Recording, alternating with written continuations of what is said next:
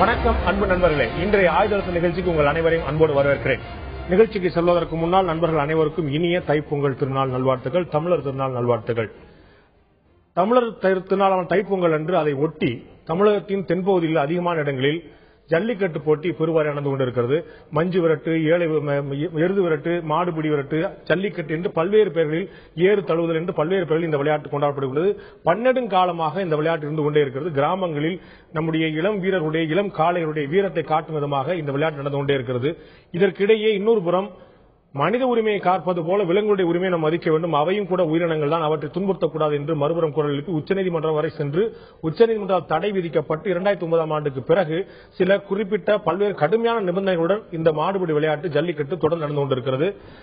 14ஆம் தேதி நாளையிலிருந்து, நாளை பாலமேடு நடக்கிறது, நாளை மறுநாள் திருச்சி அருகே சூரியில் நடக்கிறது, அதன் அவனியாபுரத்தில் நடக்கிறது, அதன் 16ஆம் தேதி அலங்காநல்லூர் நடக்கிறது. இப்படி தொடர்ந்து பல்வேறு இடங்கள் நடந்து கொண்டிருக்கக்கூடிய விஷயம். இந்த ஜல்லிக்கட்டு நம்முடைய பாரம்பரியமான வீர விளையாட்டு என்று கருதப்படுகிறது. இன்னொரு புறம் இது வீர விளையாட்டு அல்ல, விபரீதமான விளையாட்டு என்று குற்றச்சாட்டு விழுந்திருக்கிறது. ஜல்லிக்கட்டு நம்முடைய வீரமா விபரீதமா என்ற தலைப்பில் தான் இன்றைய ஆயுத நிகழ்ச்சியில் விவாதிக்க இருக்கிறோம். இந்த விவாதத்திற்கு செல்வதற்கு முன்னால் இது பற்றிய தொகுப்பை இப்போது நாம் பார்க்கலாம். கடந்த சில ஆண்டுகளாக தமிழகத்தில் ஜல்லிக்கட்டு நடத்துவது ஒரு சவாலாகவே மாறிவிட்டது. பிராணிகள் நல ஆர்வலர்கள் சிலரின் சட்டப்பூர்வ எதிர்ப்பு முயற்சிகள் ஜல்லிக்கட்டு வீர விளையாட்டை கேள்விக்குறியாகியுள்ளது. சுமார் 400 ஆண்டுகால பாரம்பரியமிக்க பழந்தமிழரின் வீர விளையாட்டாக கருதப்படும் ஜல்லிக்கட்டு ஏன் சர்ச்சைக்குள்ளானது? பிராணிகள் நல ஆர்வலர்கள் சில குற்றச்சாட்டுகளை கூறுகின்றனர். சாதுவான மாடுகளை சண்டைய மாடுகளாக்கி வேகொள்ள வைக்கின்றனர். ஒரே ஒரு மாட்டை பலரும் முட்டி மோதி பலத்தை பிரயோகித்து ஒரே நேரத்தில் அடக்க முயல்வது நியாயமாகாது. மாடுகளுக்கு போதை தரும் பானங்கள் தந்தும் கண்களில் மிளகாய் பொடி தூவியும் வெறியை தூண்டுகிறார்கள். வாடிவாசலில் இருந்து வெளிவரும் முன்பு அதன் வாலை முறுக்கி கோபப்படுத்தி அனுப்புகின்றனர். ஜல்லிக்கட்டினால் ஏராளமானோர் உயிரிழந்துள்ளனர். அதைவிட ஏராளமானோர் படுகாயமடைந்துள்ளனர். ஒரு குறிப்பிட்ட ஜாதியினரின் மேலாதிக்கம் இதில் மறைந்துள்ளது. எனவே இந்த ஜல்லிக்கட்டு தவிர்க்கப்பட வேண்டியது என்கிறார்கள். ஆனால் காலம் காலமாக இதில் பழக்கப்பட்டு வந்தவர்கள் இதை ஏற்கவில்லை. ஜல்லிக்கட்டு என்பது தமிழர்களின் வாழ்வில் பின்னி பிணைந்த ஒன்றாகும். பாரம்பரியத்தின் நீட்சியமாக பார்க்கப்படுவது, வீரத்தின் வெளிப்பாடாக போற்றப்படுவது. இந்த விளையாட்டிற்காகவே காளைகளுக்கு நல்ல தீனி தரப்பட்டு போஷாக்காக வளர்க்கப்படுகின்றன. ஜல்லிக்கட்டை தடை செய்யும் முயற்சி தமிழ் இனத்திற்கு, பண்பாட்டிற்கு இழைக்கப்படும் துரோகமாகும். சில தவறுகள் நிகழ்ந்திருக்கலாம், ஆனால் அவை இப்போது தவிர்க்கப்பட்டு நீதிமன்றத்தின் வழிகாட்டுதல் படி கவனமாகத்தான் நடத்தப்பட்டு வருகிறது என்கிறார்கள். ஆக ஜல்லிக்கட்டு என்பது மிருகவதையா, விபரீதமா, அல்லது பாரம்பரியத்தின் அடையாளமா, வீரத்தின் வெளிப்பாடா? பாரம்பரியத்தின் அடையாளமாக இருக்கக்கூடிய இந்த ஜல்லிக்கட்டு வீரத்தின் வெளிப்பாடா அல்லது விபரீதமான விளையாட்டா என்பதுதான் இன்றைய ஆயுதத்துக்கான தலைப்பு. இந்த நிகழ்ச்சியில் நம்முடைய வழக்கறிஞரும் விலங்கு நல ஆர்வலருமான திரு யானை ராஜேந்திரன் அவர்கள் நம்முடைய இணைந்திருக்கிறார். இவரை போலவே விலங்கு நல ஆர்வலர் திரு முரளிதரன் அவர்கள் நம்முடைய இணைந்திருக்கிறார். இவர்கள் மட்டுமில்லாமல் சென்னை பல்கலைக்கழக பேராசிரியர் திரு அரங்க ராமலிங்கம் அவர்கள் நம்முடைய இணைந்திருக்கிறார். இவர்கள் மட்டுமின்றி திருச்சியிலிருந்து தமிழ் தேச பொதுவுரிமை கட்சியை சேர்ந்தவரும் ஜல்லிக்கட்டுக்காக வழக்காடி கொண்டு மல்லுக்கட்டு நிற்பருமான திரு பே மணியரசன் அவர்கள் நம்முடைய இணைந்திருக்கிறார். உங்கள் 4 பேர் இந்த நிகழ்ச்சிக்கு வரவேற்கும் நண்பர்களே. நான் முதல்ல மணியரசன் அவர்கிட்ட ஆரம்பிக்க விரும்புறேன். நம்ம இந்த ஜல்லிக்கட்டுக்கு தடை கோரி ஒரு புறம் நிறைய முயற்சி நடந்து கொண்டிருக்குன்னா உச்சநீதிமன்ற தடையும் விதிக்கப்பட்டிருக்கு. அதன் பிறகு விதிவிலக்கு பெறப்பட்டு ஒவ்வொரு ஆண்டும் நீட்டிக்கப்பட்டுக் கொண்டிருக்கிறது இந்த தடைக்கான விலக்கு. நீங்கள் தொடர்ந்து இந்த ஜல்லிக்கட்டு ஆடப்பட்டே ஆக வேண்டும் என்று அதற்காக மல்லு கட்டி வருகிறீர்கள். ஏன் ஜல்லிக்கட்டு தொடர வேண்டும் என்பதற்கான உங்களுடைய குறிப்புகள் என்ன?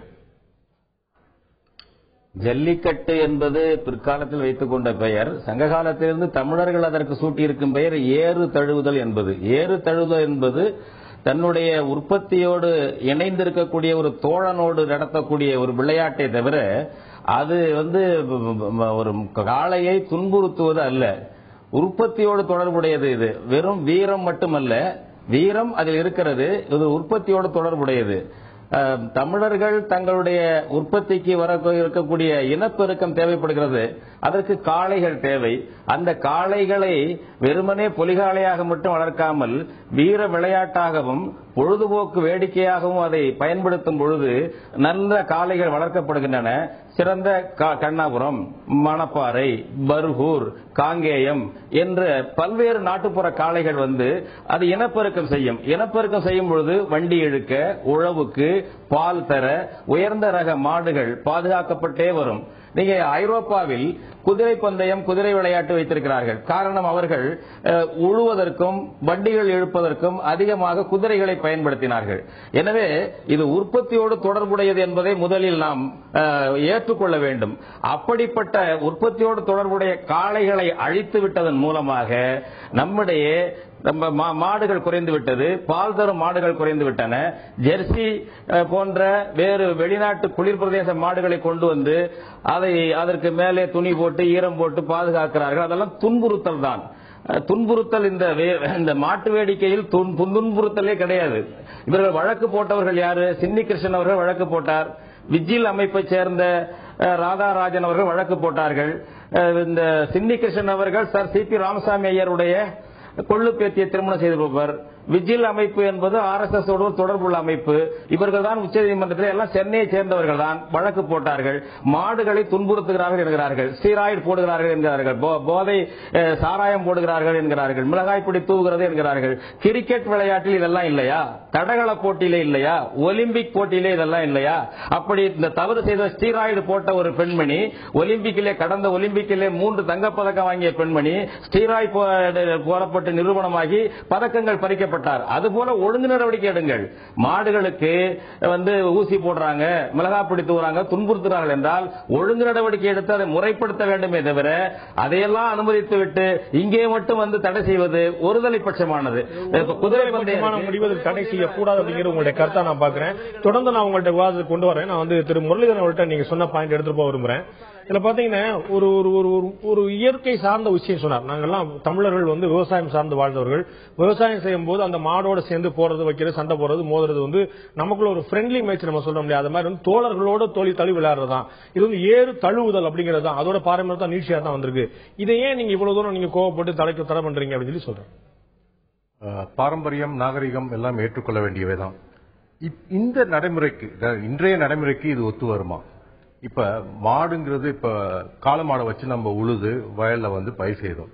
இன்னைக்கு எத்தனை இடத்துல காளமாடை வச்சு பயிர் செய்யறாங்க? முக்காவாசி இடத்துல டிராக்டர் வச்சு தான் ஓட்டுறாங்க. அதே மாதிரி நம்ம வீடுகளை கூட எடுத்துக்கிட்டாலும் கிரைண்டர், மிக்சி, டிராக்டர் தழுவுதல் தான் நடத்தணும் சொல்ல போறீங்களா? டிராக்டர் தான் தழுவ வேண்டி இருக்கும். ஏன்னா நம்ம வீட்டுல பாத்தீங்கன்னா மிக்சி, கிரைண்டர் வச்சு யாரு உங்க காட்டுக்கல்ல மாவாட்டுறாங்க? சோ பாரம்பரியத்துல அந்த காலத்துல இதெல்லாம் வீர விளையாட்டா இருந்தது, ஒற்றுக்கொள்கிறோம். ஆனால் நாகரிகம் வளர வளர நாம் இதை ஒதுக்கி வைத்து விட்டு இன்றைய நடைமுறையோட ஒத்து போக. நீங்க நாகரிகம் வளர வளர அப்படிங்கிற ஒரு வார்த்தையை பயன்படுத்துறது மூலமா இதெல்லாம் ஒரு அநாகரிகமான விஷயம் சொல்ல போறீங்களா என்ன? அப்படி நான் சொல்ல சார். நான் என்ன சொல்றேன்னா, இப்ப மாடுகளே நீங்க எடுத்துக்கிட்டாலும் பசுமாடு எடுத்துட்டீங்கன்னா எக்ஸாம்பிள், அது பால் கொடுத்தது குடும்பத்துக்கு மட்டும் இல்ல, தாய்ப்பால் இல்லாத குழந்தைகளுக்கு பால் கொடுத்தது ஒன்று. இரண்டாவது, காளை மாடு தன் வாழ்வையே விவசாயிக்காக அர்ப்பணித்தது. அப்படிப்பட்ட மாடுகளை பிளஸ் நம்ம ரிலிஜியஸ் ரீசனை எடுத்துக்கிட்டீங்கன்னா கோயில வச்சு நம்ம வழிபாடு செய்யறோம். அப்படிப்பட்ட மாட்டை இப்படி துன்புறுத்துவது சரியல்ல. இதுதான் என்னுடைய விவாதம். அவங்க இங்க இன்னைக்கும் கூட அதுலயே பாத்தீங்கன்னா அலங்காநல்லூர்ல கூட அந்த கோயில் மாடுன்னே சொல்லி வரும். அது சாமி மாதிரி கும்பிடுவாங்க, அதை யாரும் அடக்க மாட்டாங்க, அது அப்படியே முழுமையா விடப்படும். இன்னைக்கு அந்த மாடுகளுக்கான மரியாதை இன்னும் கோயிலுக்கு நேர்ந்து விடப்பட்ட மாலைகள்லாம் இன்னும் பொலிகாலைகள்லாம் இன்னும் போயிட்டு தானே இருக்குது. அதுக்கான மரியாதை விஷயம் எதுவும் குறைஞ்சிடல எங்கேயுமே. இந்த வீர விளையாட்டை பாத்தீங்கன்னா எந்த ஒரு மிருகமும் தன்னை யாரும் துன்புறுத்தாவிட்டால் எதிர்த்து தாக்காது. எந்த மிருகம், வெறிநாய் தவிர. ஏன்னா வெறிநாய் புத்தி சுவாதீனம் இல்லாது, ரேபிஸ் தலையை தாக்கி விட்டது, மூளையை தாக்கி விட்டு, அதனால் எல்லாத்தையும் கடிக்குது. வேற எந்த மிருகமும் மனிதனை தாக்காது. அதனால என்ன பண்றாங்க? சாராயத்தை குடிக்க வைக்கிறாங்க, மிளகாய தடவுறாங்க, இல்லாட்டி மூக்குப்பொடியை தடவுறாங்க. நாலாவது, வாழை காட்டுத்தனமா கடிக்கிறாங்க. ஒரு மாட்டை வெறியேற்றி விட்டு ஒரு கும்பல்ல விட்டு பிடிக்கிறாங்க. ஆதி காலத்துல எப்படி பண்ணாங்கன்னா, ஒரு மாட்டுக்கு ஒரு வீரன், அது வீரம்.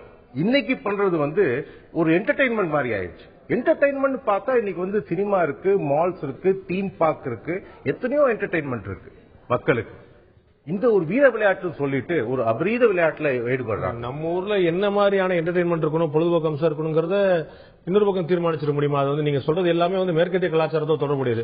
நாம சொல்லிட்டு இருக்கக்கூடிய கூட நம்முடைய கலாச்சாரத்தோட வந்தது. நேற்று முந்தானத்து வந்து ஆரம்பிச்ச விஷயம்ல புதுசா ஆரம்பிக்கிறது. அப்ப நம்ம தொடர்ந்து விவாதிப்போம். நான் வந்து திரு யானை ராஜேந்திரன் கேட்க விரும்புறேன். அவர்கிட்ட சொன்ன விஷயம் தான் சொன்னேன். அதாவது பாரம்பரியமா நடந்து கொண்டிருக்கக்கூடிய விஷயம் ஏதோ வேற யாரோ பார்த்தோ காப்பி அடிச்சோ திடீர்னு முந்தானத்துல ஆரம்பிச்சோ நம்முடைய பழக்கத்துல இல்லாத ஒரு விஷயமோ புதுசாக திணிக்கப்பட்ட விஷயமோ கிடையாது.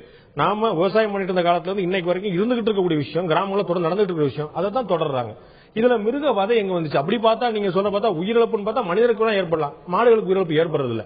அப்புறம் ஏன் தடுக்கணும்? நீங்க பொதுவா ஒரு விஷயத்தை தெளிவா தெரிஞ்சுக்கணும். உதாரணத்துலதான் உங்களை நான் புரிய வைக்க முடியும். உதாரணமா இந்த காளை இங்க வந்த உடனே 10 பேர் போய் பிடிக்க போறாங்க, துள்ளுது, குதிக்குது, சில பேர் காயப்படுறாங்க, போறாங்க. இதுதான் நீங்க பாக்குறீங்க. ஆனா அந்த காளையை உருவாக்குறது எப்படி தெரியுமா? அது உதாரணத்தோட உங்களுக்கு சொல்றேன். ஒரு சமீபத்தில் ஒரு பிலிம் ஷூட்டிங்க்கு போயிருந்தேன். அங்க ஒரு ஹீரோ ஹீரோயின் வந்தாங்க. அந்த டான்ஸ் மாஸ்டர் சொன்ன உடனே 2 மினிட்ஸ்ல அவங்க கரெக்ட் பண்ணிட்டு ஓகேன்னு சொல்லிட்டாங்க. ஒரு 40 பேர் இருந்த ஒரு பெண்கள் நடனம் பண்ணப்ப அதுல ஒரு பொண்ணு சரியா அந்த காலை தூக்கி வைக்கல. அதுக்கு அந்த ஆர்ட் டைரக்டர், அந்த டான்ஸ் டைரக்டர்லாம் முதல்ல திட்டினாங்க. அதுக்கப்புறம் அந்த பொண்ணை ஓங்கி உதைச்சாங்க. அசிங்கமான வார்த்தையெல்லாம் திட்டி அதை நடிக்க வச்சாங்க. இட் டேக்ஸ் கிட்டத்தட்ட 1.5 hours ஆச்சு. நீங்க அந்த ஷூட் இங்க வர்றப்ப பிலிம்ல பாக்குறப்ப 2 செகண்ட் தான் வருது. இந்த குறியாலிட்டி அந்த பிலிம் காமிக்கல. ஆனா அந்த பொண்ணு எவ்வளவு கஷ்டப்பட்டா, எவ்வளவு அசிங்கமான வார்த்தைகளை திட்டப்பட்டா, அடிபட்டாங்கிறது நான் பாத்துட்டு இருந்தேன். அதே போல இந்த மாடுகளை உருவாக்குறதுக்கு முன்னாடி தொழில் நேர்த்திக்கா வருது சார். நாளைக்கு அவங்க பெரிய டான்ஸரா வந்தா நான் வந்து மோதிர கையால கூட்டு போட்டேன்னு அதே டான்ஸ் மாஸ்டர் பெருமையா சொல்ல போறாங்க. அது இருக்கட்டும். அது நான் ஒரு வார்த்தைக்கு அதை உதாரணத்துக்கு சொல்லிட்டு சொல்றேன். இந்த மாட்டை உருவாக்குறதுக்கு முந்தி அவங்க ஒன்னும் புதுசா போய் வீரம்னா என்ன செய்யணும்? நான் காட்டுல போய் புளிய பிடிச்சிட்டு வரேன்னு சொல்லணும். இப்ப ஊட்டியில புளி பிடிக்க முடியல, ஒரு வீரம் போய் புளிய பிடிச்சிட்டு வரட்டும், அதான் வீரன். இதை ஒருத்தன் வந்து வளர்த்து அதுக்கு தினமும் அதுக்கு மசாஜ் பண்ணி அதுக்கு சாராயத்திலிருந்து கஞ்சா வரைக்கும் கொடுத்து அதுக்கு ஒரு வெறியை ஏற்படுத்தி அது கொம்ப சீவி அதை கொண்டாந்து விடுறான். இதுக்கு இடையில அது படுற பாடு இருக்க இந்த நீங்க பாக்குறது ஒரு 2 மினிட்ஸ். அங்கேருந்து வந்தது எல்லாம் பிடிச்சாங்க, அது ஓடி போச்சு. உங்களுக்கு 2 மினிட்ஸ் தான் ஒரு மாட்டை பார்க்க முடியும். ஆனா அது 10 மாசமா 1 வருஷமா அதை படுத்துற பாடு, அதை கஷ்டப்படுத்தி வீரன்னா ஒருத்தர் நிக்கணும். ஒரு மாட்டை 20 பேர் வந்து பிடிச்சி, ஒருத்தன் காலை பிடிச்சி, கையை பிடிச்சி, வாழை பிடிச்சி, என்ன இது? ஒரு மாட்டுக்கு இது ஒரு துன்பு. நம்ம சட்டம் இருக்கு. வீர விளையாட்டுன்னு சொன்னா அந்த காலத்துல பரம்பரையும் தான் இருந்தது. கிரேக்க நாட்டிலையும் மற்ற நாட்டிலையும் சிங்கத்தை விட்டு 10 பேரை உள்ள விட்டு 50 சிங்கத்தை விட்டான், பிடிச்சி கடிச்சு சண்டை போட்டா. நீங்க விடுங்களா, இப்ப சிங்கத்தோட போய் சண்டை போடுங்களா? உங்களால முடிஞ்சா புளிய பிடிச்சி கொண்டாந்து சண்டை போடுங்க. நீங்க வளர்க்கிற முறையும் சரியில்லை. அது காலையை அதுதான் திரு மணியரசன் அவர்கள் சொன்னார். இது வந்து வீர விளையாட்டு மட்டும் இல்ல, நம்முடைய வாழ்வியலோட தொடர்புடைய விளையாட்டு. சிங்கமும் புலி நம்ம வாழ்வோட தொடர்புடைய விஷயங்கள் கிடையாது. அவங்க வந்து மாடு வந்து கால விவசாயத்தை பயன்படுத்துற மாடோட அதோட நடத்தக்கூடிய ஒரு ஃப்ரெண்ட்லி மெசஞ்சர் சொன்னார். ஒரு தோழமையோட நடத்தக்கூடிய விளையாட்டு. நாட்டுல மாட்டு விளையாட்டு ஜல்லிக்கட்டு, ஆனா மேலை நாடுகள்ல சிங்க விளையாட்டு இருந்தது. இப்பவும் இந்த மாடுனால பாதிக்க எத்தனை பேர் கைகால் இழந்து குடல் சரிஞ்சு இன்னமும் நடக்க முடியாத குடும்பம் கஷ்டப்படுது எத்தனை பேர் இருக்கிறாங்க? அவங்கள பத்தி யாராவது வெளியில கொண்டு வராங்களா? இந்த மாடு மாத்திரம் உடனே குறியாலிட்டி அனிமல் அந்த சட்டத்தின் கீழே வருது. அது என்னென்ன கஷ்டப்படுத்துறாங்க அதை உள்ள கொண்டு இந்த சீனுக்கு வரத்துக்கு முந்தி அது என்னென்ன பாடுபடுத்துறீங்களா? அது மாதிரி ஒரு மாட்டை இவ்வளவு கொடுமைப்படுத்தி இது வீரத்தை நிஜமா இவங்க வீரத்தை நிரூபிக்கிறவங்களா இருந்தா நேரடியா போ, நீ போய் காட்டுல ஒரு புளிய பிடிச்சிட்டு வா, ஒருத்தன் சண்டை போடு. சார் சொன்ன மாதிரி ஒருத்தனுக்கு ஒருத்தன் இல்ல, 25 பேர் பாய வேண்டியது. மாடு எதுக்கு வரணும்னு தெரியாது. அவங்க வளர்த்து அதை ஆளாக்கி அதை கொடுமைப்படுத்தி கொண்டு வரது ஒண்ணு. இவங்க 10-20 பேர் அது மிரண்டு போய் அதை ஒரு ஆளு காதை பிடிச்சி இழுக்கிறது, வாழை பிடிச்சி கடிக்கிறது, அது அந்த மாதிரி கொடுமை தேவையா? நல்லா சிந்திச்சு பாருங்க. அந்த மாதிரி கொடுமை எல்லாம் இப்ப தொடருதா? நம்ம உச்சநீதிமன்ற உத்தரவுக்கு பிறகு அப்படிங்கிற பிரதானமான கேள்வி இருந்திருக்கு. இருந்தும் கூட நீங்க எழுப்பின ஒரு கேள்வி முக்கியமா இருந்திருக்கு. வீரத்தை காட்டுவதா என்றால் ஏன் நீங்க மாடு மேல காட்டணும்? இப்ப கூட ஊட்டியில வந்து புலி ரொம்ப பாடாப்படுத்திட்டு இருக்கு. வீரம் காட்டக்கூடிய எல்லாரும் சேர்ந்து ஊட்டியில போய் புலியை பிடிக்கணும் என்ற கேள்வி இருந்திருக்கிறது. இது வந்து ஒரு கேள்விக்கான ஒரு கேள்வி எவ்வளவு தெரிந்தாலும் கூட அதற்குள்ள உள்ள ஒரு ஆழமான பொருள் புரிந்ததை நம்ம மறுத்துவிட முடியாது. பேராசிரியர் திரு அரங்க ராமலிங்கம் அவர்கள்ட்ட கேட்க விரும்புறேன். இடைவெளிக்கு முன்னாடி நம்ம 2 தரப்பையும் பார்த்தோம். நீங்க ஒரு பேராசிரியரா இருக்கீங்க, தமிழ் ஆர்வலரா இருக்கீங்க. உங்களுடைய பார்வையில இந்த ஜல்லிக்கட்டு வீரமாக தெரிகிறதா அல்லது விபரீதமாக புரிகிறதா? ஜல்லிக்கட்டு, மாடு விரட்டு, மாடுபிடி சண்டை, மாடு பிடித்தல், மாடு விரட்டுதல் என்றெல்லாம் பல்வேறு பெயர்களில் தமிழ்நாட்டில் 3000 ஆண்டுகளாக இந்த வீர விளையாட்டு நடந்து கொண்டிருக்கிறது. தொன்மை இலக்கியமாக இருக்கிற சங்க இலக்கியம் ஒரு காளையை அடக்குகிறவனைத்தான் ஒரு கன்னி கைபிடிப்பார் என்று சொல்லுகிறது. நிறைய பேர் கல்யாணம் முடியாமலே போயிடும்.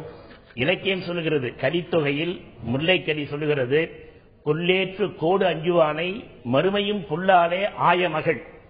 இந்த பிறவியில் அல்ல. சீறி வருகிற காளையின் கொம்புகளை அடக்க முடியாமல் ஒருவன் பின்வாங்குவானே, ஆனால் அந்த இளைஞனை, அந்த காளையை இந்த பிறவியில் அல்ல, இனி வருகிற பிறவியில் கூட அந்த பெண் ஏறெடுத்து பார்க்க மாட்டாள் என்று தமிழருடைய வீரம் சொல்கிறது. மாடுபிடி சண்டை தான் பின்னர் நாடுபிடி சண்டையாக மாற்றம் பெற்றது. இது வளர்ச்சியுடைய வரலாறு. எனவே தமிழருடைய பண்பாட்டின் அடையாளமாக, வீரத்தின் சின்னமாக, மண்ணின் மனமாக, தமிழர்களுடைய ஒட்டுமொத்த அடையாளமாக விளங்குவது இந்த வீர விளையாட்டு ஜல்லிக்கட்டு. முன்னால் பேசியவர்கள் சொன்னார்கள் இது விபரீதமாகிறது என்று சொன்னார்கள்.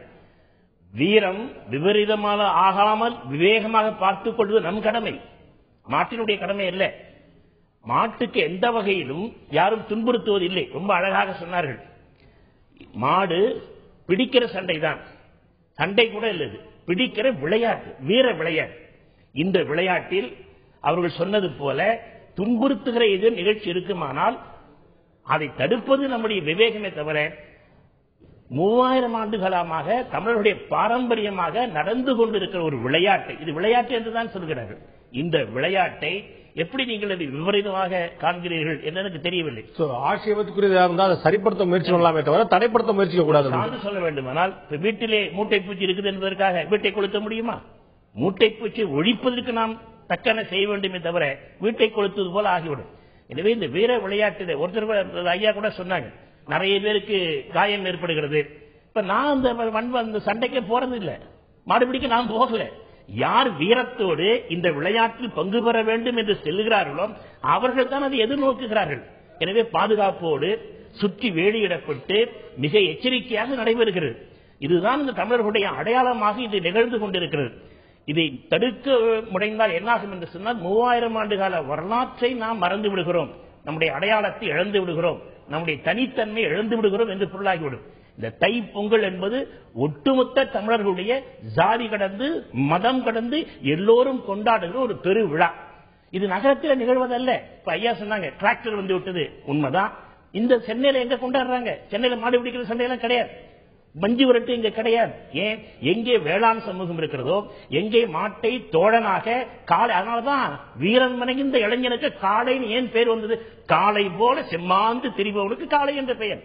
எனவேதான் தமிழர்கள் அடையாளமாக இருக்கிற இந்த வீர விளையாட்டை மற்றவர்கள் சொல்வது போல விபரீதமாகாமல் விவேகத்தோடு நடந்து கொண்டால் தமிழுடைய பண்பாட்டின் அடையாளமாக இது இன்னும் இருக்கும் என்பதுதான் என்னுடைய ஒட்டுமொத்த வேண்டும் அப்படிங்கிற உங்களுடைய கருத்தை திரு மணியரசனோட கேட்க விரும்புறேன். திரு யானை ராஜன் ஒரு கேள்வி எழுப்பியிருந்தார் இடைவேளைக்கு முன்னாடி. எல்லாருக்கும் வீரத்தை காட்டுறதான் ஆர்வம் ஆக்குறோம் அப்படின்னா தொட்டப்பேட்டால இப்ப புலி 3 பேரை கொண்டிருக்கிறது, அங்கதான் உடனடியாக வீரம் தேவைப்படுகிறது. நம்முடைய வீரர்கள் துப்பாக்கியை ஏந்தி போட அந்த புலியை பிடிக்க முடியல, துப்பாக்கி இல்லாமல் எருதலை பிடிப்பது போல புலிகளை பிடிக்க போனதுதான் அப்படின்னு கேட்கிறார். நான் ஏற்கனவே சொன்ன போல இது ஒரு கேள்வி இருந்தாலும் கூட ஒரு உள்ளர்த்தம் இருப்பதை நம்ம மறந்துவிட முடியாது. நீங்க சொல்லுகின்ற உள்நோக்கம் என்பது தமிழ் இன மரபுகளை, தமிழ் இன அடையாளங்களை பொறுத்து கொள்ள முடியாத ஒரு போக்கில் இருந்து வருகின்ற உள்நோக்கமும் இருக்கிறது. ஐயா பேராசிரியர் அரங்கராமலிங்கம் சொன்னார் 3000 என்று. 5000 ஆண்டுகளுடைய தொடர்ச்சி இருக்கிறதுங்க. சிந்து சமவெளியினுடைய அடையாள சின்னம், அடையாள முத்திரை காளை சின்னம் தான். இவர்கள் சிவபெருமான் காளை மாட்டு மேல ஏறி இருக்கிறது போல சித்திரம் இருக்கு, படம் இருக்கு, அந்த மாடு துன்புறுகிறது என்று கூட நாளைக்கு சொன்னாலும் சொல்லலாம். ஏன்னா தென்னாடுடைய சிவன் என்ன தோடுடைய செவியன் விடை ஏறி என்றுதான் பாடுகிறார்கள். இதெல்லாம் தமிழர்களுடைய வாழ்க்கையோடு இணைந்தது. நான் அதற்கு மேலே சொன்னேன், உற்பத்தியோடு தொடர்புடையது. ஐயா சொன்னாரு இது டிராக்டர் விட்டது, கிரைண்டர் விட்டது என்று. பால் உற்பத்தி எங்க நடக்குதுங்க? ஆவின் பால் தவிர மற்ற தனியார் பால் துறைகளில் பெரும்பாலும் பசுமாட்டு பாலோ எருமை பாலோ கிடையாது. ரசாயன பால் தான் குடித்துக் கொண்டிருக்கிறோம். ஏன்?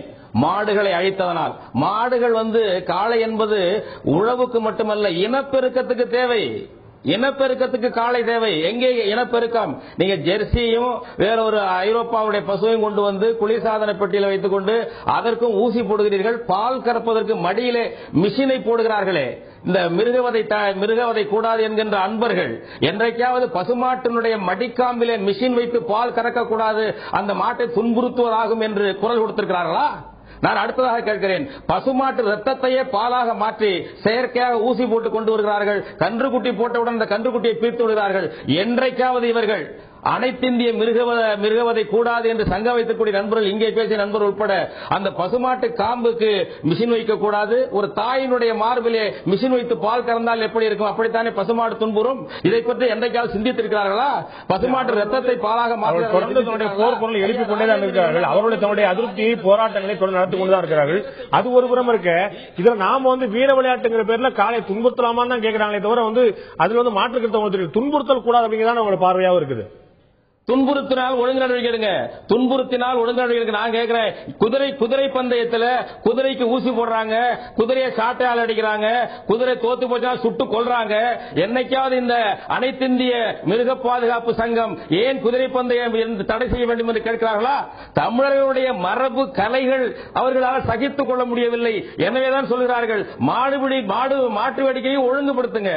குத்துச்சண்டை போடுகிறான், அதை வேடிக்கை பார்க்கிறோம், தொலைக்காட்சியில் பார்க்கிறோம். மனிதன் குத்தி கொண்டு ரத்தம் வருது. என்றைக்காவது அந்த குத்துச்சண்டைக்கு தடை வேண்டும் என்று இவர்கள் கேட்டிருக்கார்களா? வீரமா இருந்தா நீங்க போய் புலியோடு சண்டை போடுங்க என்று நண்பர் யானை ராஜேந்திரன் குத்துச்சண்டை பத்தி கேட்கவில்லையே. தமிழனுடைய வீர விளையாட்டு பற்றி மட்டும்தான் கொச்சைப்படுத்த, கேலி செய்ய இந்த கேள்வி அவர் கேட்கிறார். யாரும் வீரத்துக்காக அது ஒரு விளையாட்டு. தோழனாக மாட்டை கருதுவார்கள். ஒரு காளை மாடு, காளை கன்று, ஒரு பசுவை செத்து போய்விட்டால் தன் வீட்டிலே ஒரு சகோதரன் இறந்தது போல அழக்கூடியவன் உழவன். அந்த உழவனுடைய உளவியல் இருந்து வெளியேறி ஒரு உலகமய பெருமுதலாளிய ஒரு ஆரிய வகைப்பட்ட சிந்தனையில் இருந்து நீங்கள் இதெல்லாம் தடை செய்ய கோருகிறீர்கள். தவிர தமிழருடைய தோழனாக ஆட்டையும் மாட்டையும் தோழனாக பண்றான். உலகத்தில் மாட்டுக்கு பொங்கல் வைத்த இனம் தமிழினம் மட்டும்தான். மாட்டுக்கு பொங்கல் வைத்த இனம், மாட்டை பாராட்டக்கூடிய இனம். எனவே தோழனாக விளையாடுகிறானே தவிர துன்புறுத்துவதில்லை. துன்புறுத்தக்கூடிய சில பேர் இருந்தால் தடை விளையாடக்கூடிய தோழர்கள், அப்படி விளையாடக்கூடிய தோழர்கள் தங்கள் உயிரை கூட இழந்தக்கூடிய நேர்கிறது அப்படிங்கிறது அவருடைய கவலை. நம்ம ஒவ்வொரு ஆண்டும் பாக்கிறோம், 2 பேர் உயிரிழக்கக்கூடிய நிலைமையை பாக்கிறோம். கிரிக்கெட் விளையாட்டில் ஐயா ஒரே ஒரு சொல்லு, கிரிக்கெட் விளையாட்டில் கிர்மானிக்கு கண்ணு பொட்டையா போயிடுச்சு. கிரிக்கெட் தடை செய்வீங்களா? உயிர் உறுப்பு, ஆண் உறுப்பு உட்பட அது பாதிக்கக்கூடியது. அதுக்கான கவசம் போட்டு தான் விளையாடுறான். கவாஸ்கர் பாதிக்கப்பட்டு மருத்துவமனையிலிருந்து தப்பி பிழைத்தார். கிரிக்கெட் பந்து மோதி. கிரிக்கெட்டை தடை செய்ய தயாரா? ஏன் அதற்கெல்லாம் வரமாட்டீர்கள்? ஏனென்றால் அது பெரிய முதலாளிகள், பெரிய பணக்காரர்கள். இது உழவன், ஏழை, பாமரன், தமிழன் விளையாட்டு. எனவே இதை கை வைக்க விரும்புகிறீர்கள். கிரிக்கெட்டில் இல்லாத அபாயமா? அதுல இருந்து மேட்ச் பிக்சிங் ஒரு மோசடி நடக்குது. கோடியாக மேட்ச் பிக்சிங் வெற்றி தோல்வியை தீர்மானித்துக் கொண்டு லஞ்சம் கொடுத்து பண்பாட்டை சீரழிக்கிறது கிரிக்கெட். என்றைக்காவது இவர்கள் தலையிட்டு இருக்கிறார்களா? ஒழுக்கம் பேசுகிறவர்கள் தலையிட்டு இருக்கார்களா? நீதி பேசுவோர் தலையிட்டிருக்காங்களா? இல்லை. ஏனென்றால் தமிழனுடைய மரபு விளையாட்டு இந்த அடையாளங்கள் எல்லாம் அழிக்கப்பட வேண்டும் என்ற நோக்கத்தில் தான் இந்த கேள்விகள் வருகின்றன. கிரிக்கெட்ல அவங்க நீங்களே குறிப்பிட்ட போல சில கவசங்கள்லாம் வச்சிருக்காங்க. அத மாதிரி இந்த வீரர்களுக்கு கவசம் கொடுக்கப்படல, வெறும் யூனிஃபார்ம் தான் கொடுக்கப்பட உங்களுக்கு கவலையா தெரியலாம். இதை தாண்டி இன்னொரு முக்கியமான விஷயம் நாம தொடர்ந்து நம்ம பேசிக் கொண்டிருக்கிறோம். இது ஒரு வீர விளையாட்டு என்று. இந்த வீர விளையாட்டு நம்முடைய உணர்வுகளோடு தொடர்புடைய விளையாட்டு, நம்முடைய உற்பத்தியோடு தொடர்புடைய விளையாட்டு. ஏன் திருச்சிக்கு தெற்கே மட்டும் இருக்கு, தமிழர்கள் இன்னும் இருக்கக்கூடிய திருச்சிக்கு வடக்கே திருவள்ளூர் வரை, கும்மிடிப்பூண்டி வரை ஏன் இந்த விளையாட்டு நடத்தப்படவில்லை? நான் திரு யானை ராஜேந்திரன் கேட்க விரும்புறேன். திரு பே மணியரசன் அவர்கள் நிறைய கேள்வி எழுப்பினார். உங்கள்ட்ட பதில் சொல்றதுக்கான விஷயம், நீங்க கிரிக்கெட் ஏன் தடை பண்ணல? அங்க கண்ணு போலையா? அங்க உயிர் உறுப்புக்கு நம்ம கவசங்கள் அணியலையா? இங்க தமிழனுடைய விளையாட்டு, ஏழையோட விளையாட்டு, விவசாயோட விளையாட்டு தான் மட்டும் வருது. பணக்கார விளையாட்டு, வெளிநாட்டு விளையாட்டு தான் உங்களுக்கு எல்லாம் ஆர்வம் வருது. நீங்க உட்காந்து ஸ்பான்சர்ஷிப் பிடிச்சி டிவியில் உட்காந்து பாத்துட்டு இருக்கீங்க. நம்ம ஊர்ல மண்ணோட விளையாடுறான், புழுதியோட விளையாடுறான், மாடோட விளையாடுறான், உங்களுக்கு எல்லாம் கேலியா இருக்குது அப்படின்றார். இல்ல அவரு என்னுடைய கருத்து என்னன்னா, நான் மனுஷர்களை பத்தி கவலைப்படல. அதுக்கு நிறைய ஆர்கனைசேஷன் பாக்குறாங்க. நான் விலங்குகளை மட்டும் தான் பாக்குறேன். உதாரணமா யார் குதிரைக்கு போட்டாங்களான்னு, பீச்சில் ஓடுற குதிரையெல்லாம் பிடிச்சு கொண்டு போய் வழக்கு போட்டு கொண்டு வந்திருக்கேன். பீச்சில் குதிரை ஓட்ட முடியாது. அடுத்தது ஊசி போடுறதை பத்தி சொன்னாரு. அதுக்கும் வழக்கு போட்டு ஊசி போட்டா அதுக்கு கடுமையா தண்டனை உத்தரவு வாங்கி வச்சிருக்கு. செயல்படுத்துறது அங்கங்க சில நிலைப்பாடுகள் இருக்கு. அதுக்கெல்லாம் முயற்சி தான் பண்ணிட்டு இருக்காங்க. அவர் கேட்டது நீங்க பீச்ல ஓடுற குதிரைகள் பத்தி இல்ல. அவருக்கு இன்னைக்கு குதிரை பந்தயம் ஓடிக்கிட்டே இருக்குது. அதுக்கு கோடிக்கணக்கான பணம் வருது. அந்த குதிரை தோத்து போச்சுன்னா அவங்க குதிரை உரிமையாளர்கள் அதை சுட்டுக் கொள்றதெல்லாம் பாக்குறோம். ரொம்ப அவமானமான சுட்டுக் கொள்றதெல்லாம் பாக்குறோம். அப்பெல்லாம் உங்களுடைய குரல் வருதா அப்படின்னு கேட்கிறேன். தமிழ்நாட்டை பொறுத்த வரைக்கும் குதிரை பந்தயம் கிடையாது. எங்க ஓடுது குதிரை? தமிழ்நாட்டில் எங்க ஓடுது? பேண்ட் மற்ற மேலை நாடுகளில் ஓடுது. அதை பத்தி நான் ஒன்னும் பண்ண முடியாது சார். நம்ம சென்னையில ஓடிட்டு இருக்கு, ஊட்டியில ஓடிட்டு இருக்கு. நம்ம ரேக்லா ரேஸ் பந்தயம் வச்சுட்டு, சாரி குதிரை ரேஸ் பந்தயம் வச்சுட்டு ஒவ்வொரு நாள் இந்த ஜூலி ஜெயிக்க போது, ஸ்டார் ஜெயிக்க போது அப்படின்னு சொல்லிட்டு ஒவ்வொரு பந்தயம் பார்த்துட்டு மாநிலத்தில் ஓடுறது. இங்க பெட் கட்டுவாங்க, அங்க போய் பாருங்க. குதிரை கிண்டி ரேஸ்ல எல்லாம் கிடையாது. இப்ப அது யாரோ தவறான தகவல் கொடுக்கறாங்க.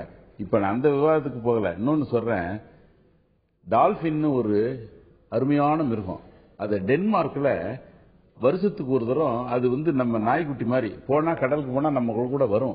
சில மனிதர்கள் கடல்ல போறவங்கள தள்ளி கொண்டாந்து விட்டதும் இருக்கு.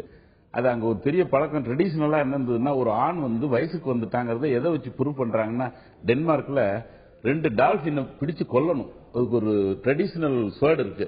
இதை வச்சு கொண்டு அதை அறுப்பாங்க. ரொம்ப ஹாரிபிள் சீன். கடல் கரையும் கடலும் ஒரே ரத்த கலர் ஆயிடும். இது சம்பந்தமா டென்மார்க் போய் அவங்கள்ட்ட பேசி இதெல்லாம் பண்ணாதீங்கன்னு சொல்லி, அந்த இவங்க என்ன 3,000-4,000 வருஷமா வச்சுட்டு இருந்ததை இப்ப அவங்களே அது திருந்துறாங்க. ஏன்னா இது ஒரு வதை, இந்த டால்பின்ங்கிற ஒரு மிருகத்தை கொல்லக்கூடாதுன்னு. அதே போல நீங்க நினைக்க கூடாது. ஸ்பெயின் உள்ளிட்ட நாடுகள்ல புல் ஃபைட்டிங் சொல்லி ஒரு ஈட்டி மாதிரி வச்சிருப்பாங்க. அந்த சிவப்புல துணி வச்சு நம்ம குத்துவாங்க. ஒரு காளையை வந்து மாறி மாறி ஈட்டி வச்சு குத்தி கொள்றதை நம்ம பார்த்திருப்போம். அதுக்கான வரையறுப்பு அந்த நாட்டிலே குறைஞ்சு வச்சு அவங்களே நிப்பாட்டிட்டாங்க ஆட்டோமேட்டிக்கா. அப்படி ஒருவேளை நீங்க சொல்ற மாதிரி இங்க வரையறுப்பு இல்லன்னா தன்னாலே நிக்க போகுது. நீங்க எதுக்கு வழக்கெல்லாம் போடணும்? அது வரையறுப்பு இருக்க வரைக்கும் ஓடும். இல்லன்னா யாரும் பாக்குறக்கால தன்னால் நின்றுவோம். மாடு வளர்க்கறதுக்கோ மாடு பிடிக்கிறதுக்கோ ஆள் இல்லைன்னா நீங்க வந்து தடை கேட்க வேண்டிய அவசியமே இல்லையே, அது தன்னால நின்றுமே. அங்கேயும் இப்போ டென்மார்க்ல ஏன் நின்றுச்சுன்னா, நான் போய் கேள்வி கேட்டு ஒரு லாஸ் விட்டு போட்டேன். அதன் பிறகுதான் ஒரு அவேர்னஸ் வந்தது. இங்கேயும் ஒரு அவேர்னஸ் உருவாக்குறோம். அது போல வந்து இவர் சொல்றாரு, மாடு பிடிக்கிறவங்கள கல்யாணம் பண்ணிக்கிறாங்கன்னு ஒரு தமிழர் வீரம் வந்தது. அப்ப இருக்கலாம், ஒரு மாட்டை ஒருத்தன் போய் அடங்க 10 பேர் அடக்குறாங்க, 10 பேர் கல்யாணம் பண்ணுவான் ஒரு பண்ண.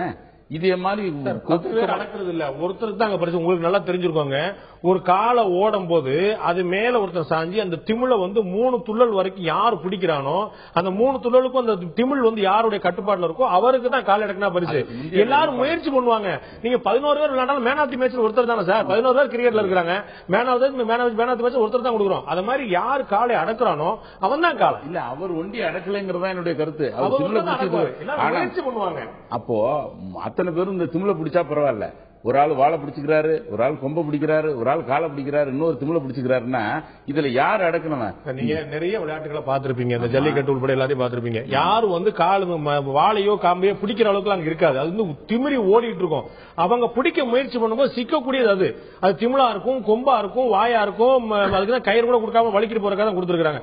வாழை பிடிக்கணுங்கிறக்க யாரும் பண்ணல, பிடி விடுறது அதுதான். அது வந்து அந்நேரம் பரபரப்பு நடக்கக்கூடிய விஷயமே தவிர அவங்க வாழை பிடிக்கிறாங்கிறது கிடையாதுல்ல. ஆக நீங்க ஒத்துக்கிறீங்க, ஒரு மாட்டை பிடிக்கிறதுக்கு 10 அல்லது 8 பேர் போறாங்க, முயற்சி பண்றாங்க.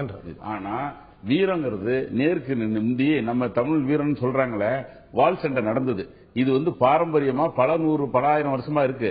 ஒரு வால் சண்டை போட்டு எதிரியை வீழ்த்தி அதுக்கு பரிசு கொடுத்திருக்காங்க. அந்த வால் சண்டையா இப்ப நிறுத்திட்டாங்க. ஏன்னா ஒருத்தன் செத்து போயிடறான்ல, ஒரு மனிதன் சாகுறான். இது பாரம்பரியமா வீரமான விளையாட்டா இருந்தாலும் அதுல விபரீதம் வருதுங்கிறதுனால அதை நிறுத்திட்டாங்க. இப்ப கிடையாது, வால் சண்டை கிடையாது. நான் வந்து மனிதர்கள் பத்தி கவலைப்படுறது கிடையாது, மிருகங்களை பத்தி தான் கவலைப்படுறேன்னு. தமிழ்நாட்டில் 75% பேர் வந்து நான்வெஜ் சாப்பிடுறவங்க, அசைவம் சாப்பிடுறவங்க. இது வந்து முழுக்க முழுக்க ஒரு நாளைக்கு எவ்வளவு ஆடு, எவ்வளவு மாடு, எவ்வளவு கோழி, எவ்வளவு மீன், எத்தனை லட்சக்கணக்கில் சாகுன்னு நம்ம பார்த்துட்டு இருக்கோம். அரசாங்கம் வந்து கோழி உற்பத்தியை பெருக்கிறதுக்கும் ஆடு உற்பத்தியை பெருக்கிறதுக்கும் ஒரு கமிஷனை வச்சு, ஒரு ஆணையம் வச்சு நிறைய முட்டை சாப்பிடுங்க, நிறைய கோழி சாப்பிடுங்க அரசு வந்து அரப்பக்கு விளம்பரம் பண்ணிக்கிட்டு இருக்குது. நீங்க அசைவம் சாப்பிடுவாங்க பிரச்சாரம் பண்ண போறீங்களா? கோழி உயிர் இல்லையா, ஆடு உயிர் இல்லையா, மாடு உயிர்? வதை ஒண்டிதான் நான் பாக்குறேன். இப்போ பிரச்சனை இல்ல கொல்றதையும் அது தவறுன்னு தான் சொல்றேன். இப்ப ஒட்டகத்தை கொண்டுட்டு இருந்தாங்க, அது கொல்லக்கூடாதுன்னு தான் சொல்லி வழக்கு போட்டிருக்கேன். ஒட்டகத்தை மட்டும் என்ன, ஆடு கொள்ளலாமா, கோழி கொள்ளலாமா, மீன் கொள்ளலாமா?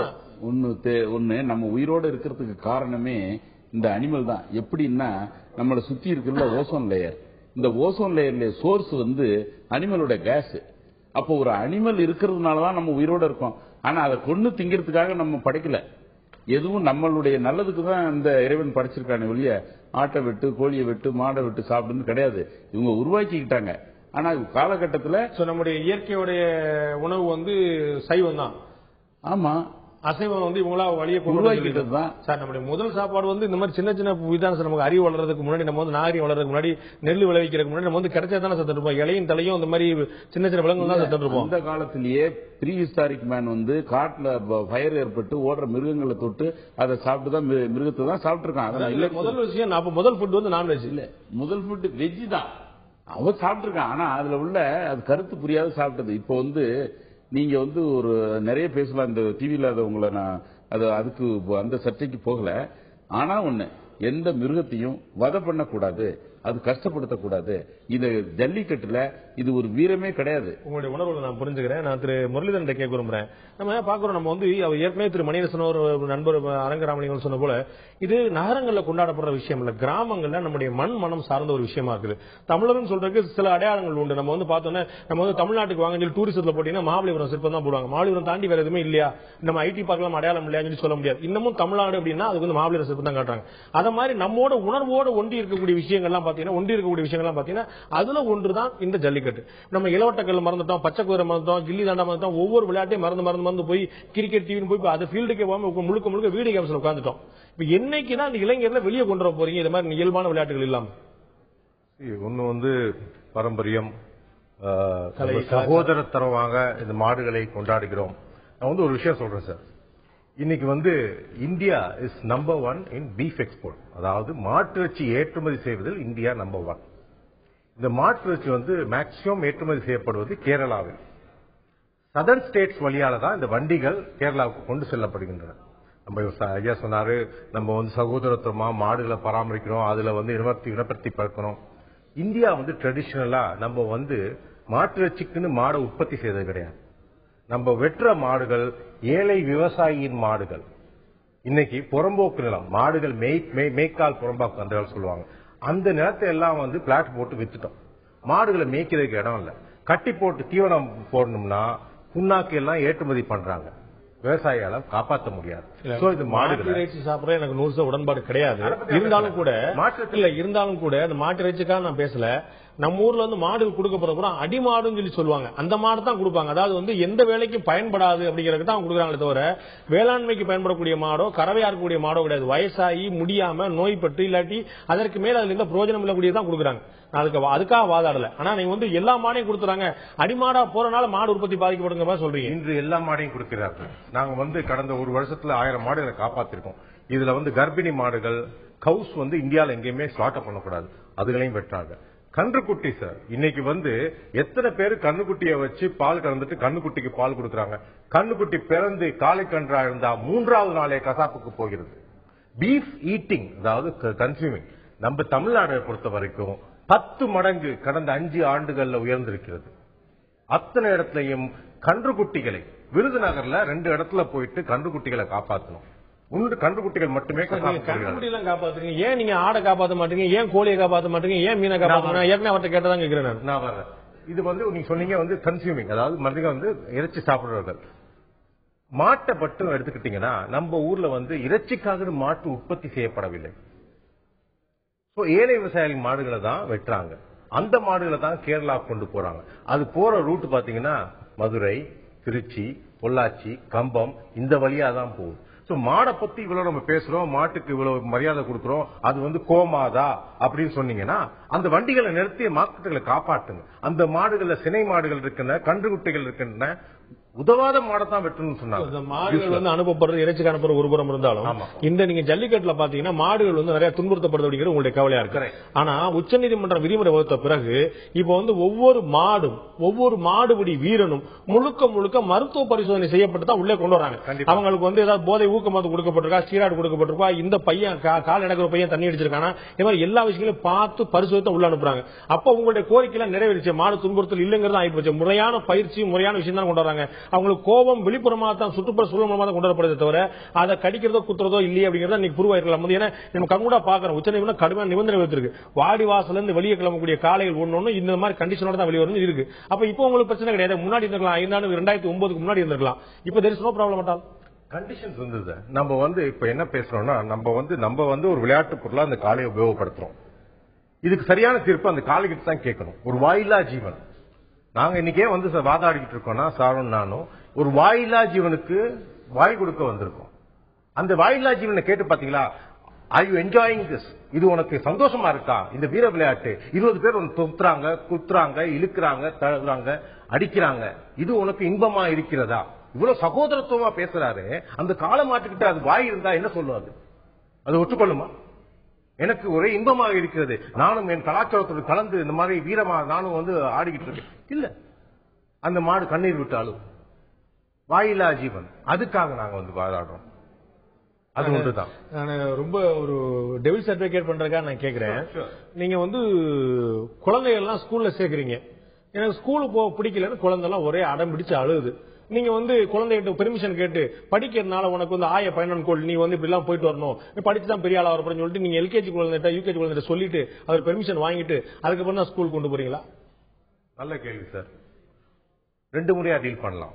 ஒன்னு, அந்த குழந்தைக்கு அதனுடைய லெவலுக்கு போய் நம்ம வந்து அறிவுரை சொல்லி நீ போனா என்னென்ன நடக்கும், இல்லாட்டி நான் உனக்கு சாக்லேட் வாங்கி தரேன். சொல்றது குறைஞ்சபட்சம் வந்து 5வது வகுப்புக்கு பிறகுதான் புரியவே செய்யும் நீங்க என்ன சொல்ல வரீங்கிறது.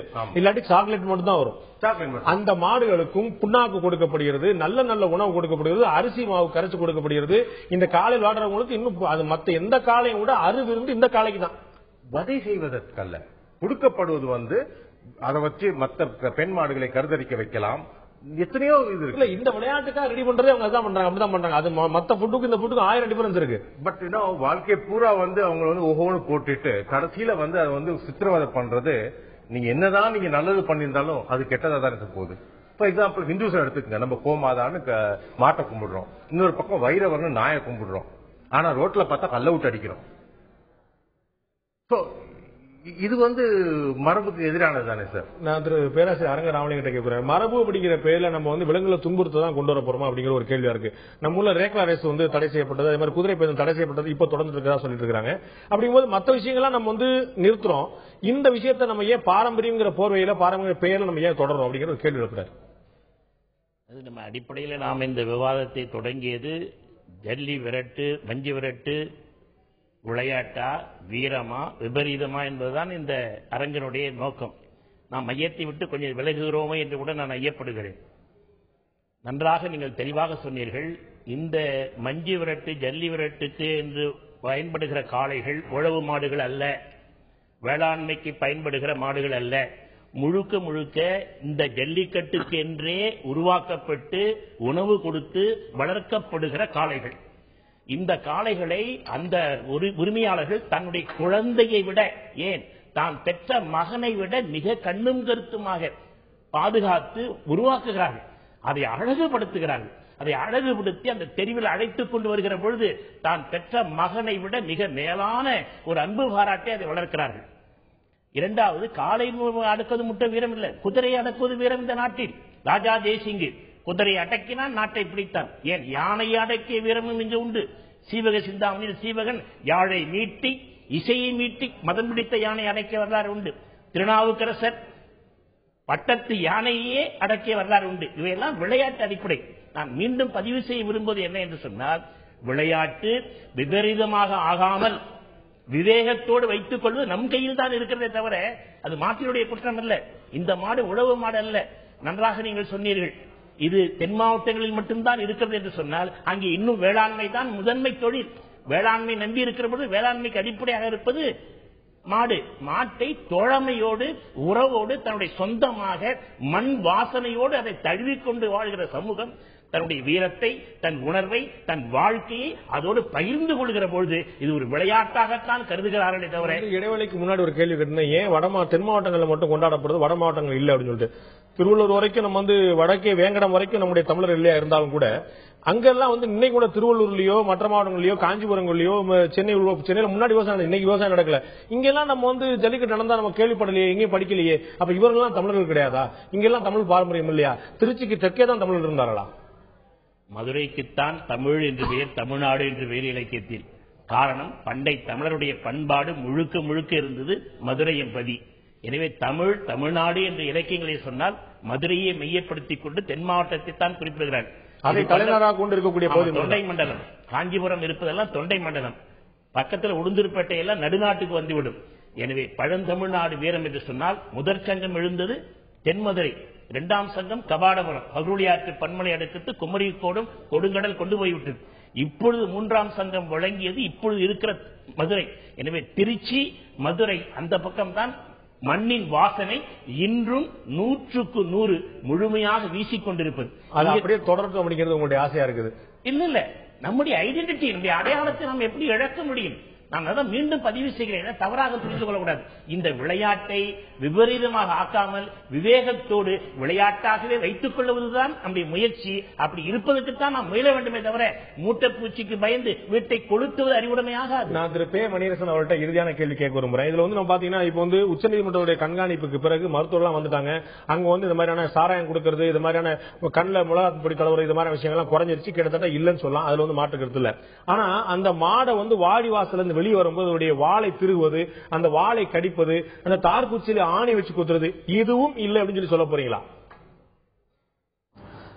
இது பெரும்பாலும் இல்லை, தடுக்கப்பட்டிருக்கிறது. அப்படி மீண்டும் அந்த குற்றங்களை செய்தால் அந்த குற்றம் செய்தவர்கள் மீது நடவடிக்கை எடுக்க வேண்டும், கண்காணிக்க வேண்டும். அதுல எந்த மாற்று கருத்தும் கிடையாது.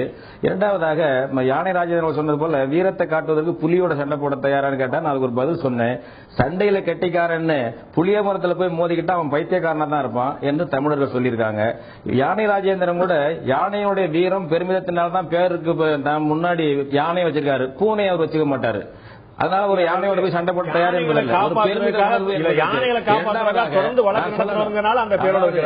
என்ன சொல்ல வேண்டும் என்றால், இவர் முரளி ஐயா சொன்னார் பாருங்க, காலை பேசிச்சுன்னா என்ன பேசும் அப்படி சொன்னார் பாருங்க. காலை பேசிதான் என்ன பேசும்.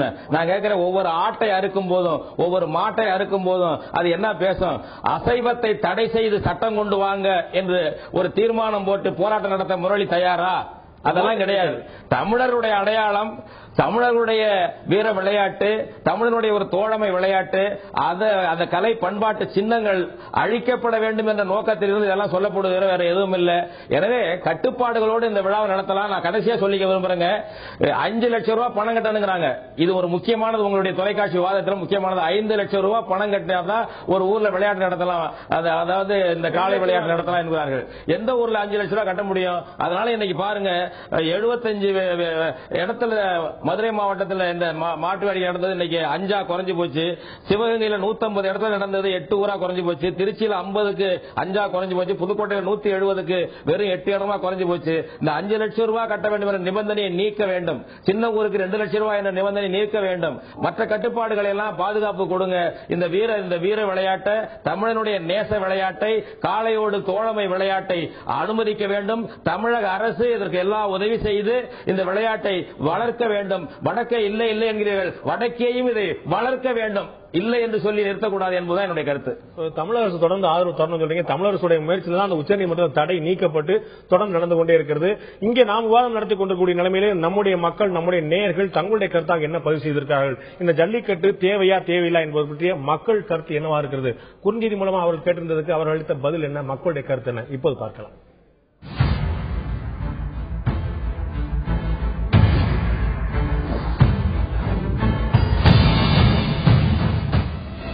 ஜல்லிக்கட்டு தேவையா என்று நாம் எழுப்பியிருந்த கேள்விக்கு ஜல்லிக்கட்டு தேவை என்று 46% மக்களும், தேவை இல்லை என்று 24% மக்களும், பாதுகாப்புடன் நடத்தலாம் என்று 30% மக்களும் கருத்து தெரிவிக்கிறார்கள். அப்படி பார்க்கும்போது கிட்டத்தட்ட 76% மக்கள் இதை பாதுகாப்புடன் நடத்தலாம் என்றுதான் கூறியிருக்கிறார்கள். 24% பேர் இந்த விபரீதமாக போகக்கூடிய வாய்ப்பு இருக்கிறது, தேவையில்லை என்று கருத்து இருக்கிறார்கள். இதுல முக்கியமான விஷயம், நம்முடைய மண்ணோடு மனத்தோடு கலந்திருக்கக்கூடிய விஷயம், கலாச்சாரத்தோடு கலந்திருக்கிற விஷயம் என்பது எந்த மாற்று கருத்து இருக்க முடியாது. அதே சமயம் உயிர் என்பது மனிதனுக்கு மட்டுமல்ல, ஒவ்வொரு உயிரினத்துக்கும் ஒவ்வொரு விலங்குக்கும் கூட முக்கியமான விஷயம் தான். அதை நாம் மாற்று கருத்தாக பார்த்து விட முடியாது, சாதாரண விஷயமாக இடைப்பட்டு விட முடியாது. நம்முடைய உயிருக்கு முக்கியத்துவம் தரக்கூடிய அதே நிலைமையில் ஒவ்வொரு உயிருக்கும் நாம் முக்கியத்துவம் தந்தையாக வேண்டும். மாடுகளுக்கும் அந்த முக்கியத்துவம், அந்த வாயிலா ஜீவன்களுக்கு அந்த முக்கியத்துவம் தந்தை தீர வேண்டும். அப்படி பாதுகாப்போடு இந்த வீர விளையாட்டு, நம்முடைய பாரம்பரியமாக நடந்து வரக்கூடிய விளையாட்டு, இந்த வீர விளையாட்டு தொடர வேண்டும் என்பதுதான் பெரும்பான்மையோட கருத்தாக இருந்திருக்கிறது. இந்த நிகழ்ச்சியில் கலந்து கொண்டு கருத்திருக்க திரு யானை ராஜேந்திரன் அவர்கள், திரு முரளிதரன் அவர்கள், திரு அரங்க ராமலிங்கம் அவர்கள், திரு மணியரசன் அவர்கள் 4 பேருக்கு நன்றி.